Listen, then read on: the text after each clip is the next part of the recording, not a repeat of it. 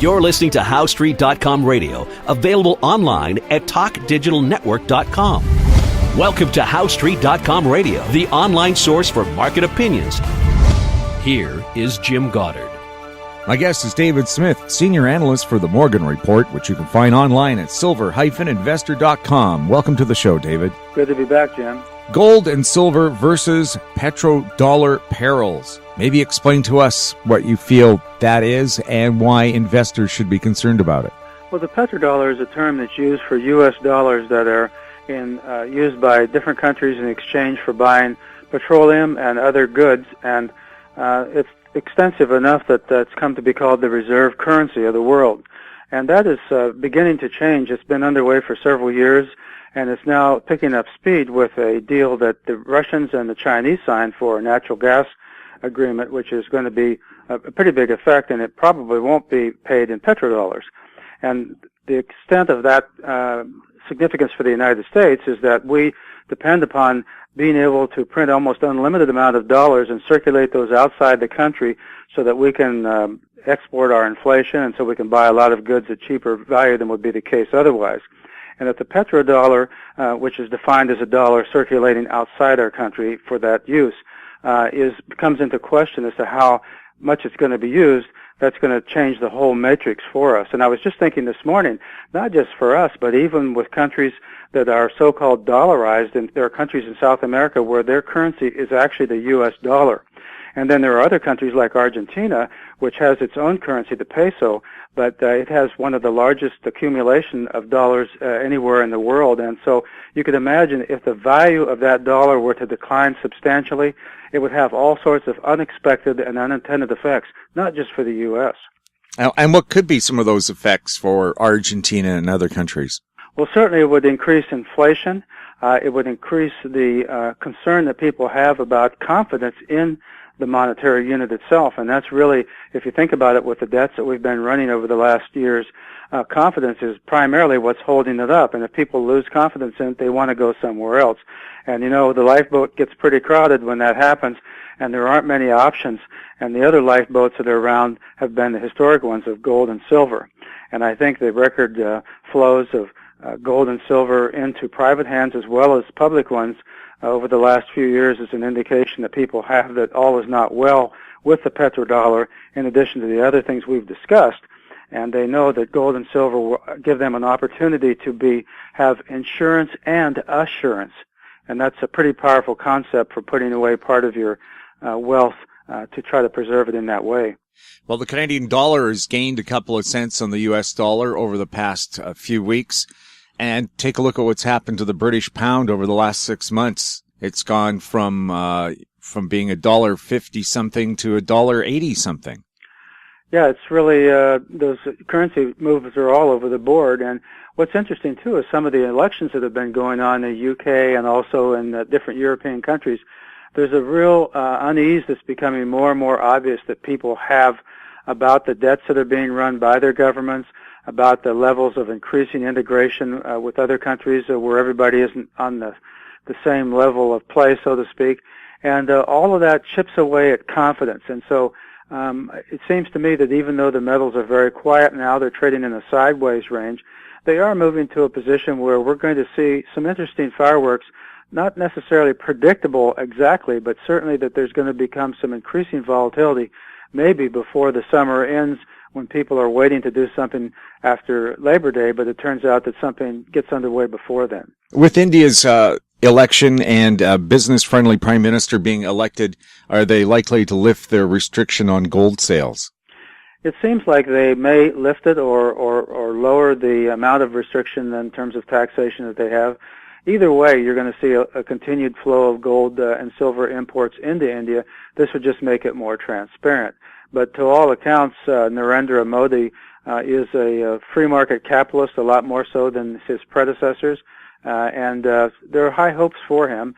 And the Indian indexes are responding favorably as well too. So we'll see what happens. But that's one more straw in the wind that should underpin gold and silver prices, and it may well take India back to the top spot in terms of gold consumption as the year progresses.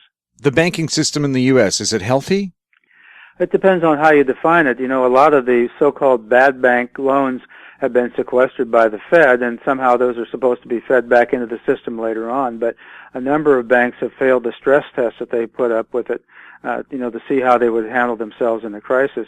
The thing that a lot of people don't realize, average people like you and me, is that within almost all of our contracts that we have with our local banks, there are all sorts of small fine print items that would limit how much we could take out in the case of some kind of a banking concern or panic. And so we think we have access to our money just like that, but the reality is there are all sorts of impediments that have been put in our way legally that would suddenly become visible if there was a concern on the part of the bank. So people that have that confidence level really might want to look under the hood, so to speak, and see if they really want to have everything that they own in a location like that where they might not be able to access it when and if they needed it. I know a lot of folks are concerned about a Cypress haircut, as I call it, where they go in and take so much. If you have a certain amount in a bank account, anything above that, they can haul off and use. And also both Canada and the U.S. have legislation that allow governments to seize your personal gold.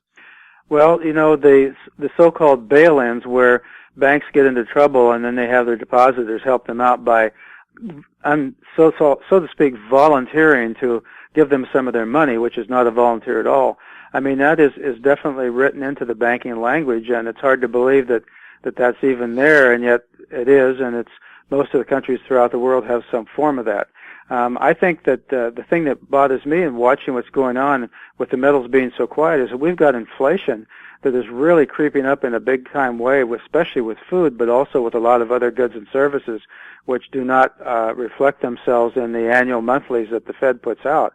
And I remember an individual, I think it was Michael Ballinger, who talked about inflation. He said, inflation is like toothpaste.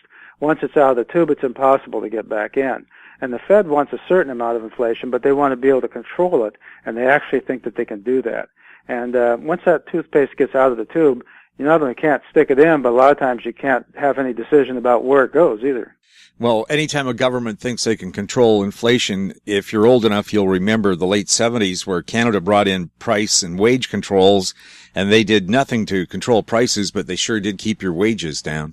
Well, and it caused all sorts of speculations. And in the United States, we had the same thing, wage and price controls that didn't work very well at all. In fact, it didn't work at all. And I'll never forget, I think it was I'm trying to remember, President Ford, where their idea about controlling inflation was to come out with these little win buttons, which stood for whip inflation now. And the moment they were produced, it was just laughable. And of course, if that's the best you can do, then not too good at all. So I think we're headed for higher inflation. It's going to kind of stair-step itself up as we go on, and some people feel that by this time next year we could be in a pretty severe bout of it. So hard to tell just right now, but the point is all that's going to be beneficial for precious metals holdings, and it's going to be not good for the general stock market itself. David, Cambridge House is holding its annual resource conference, but it's not the same resource conference you went to last year. Well, it's a little bit different, and I'll be looking forward to going up this weekend.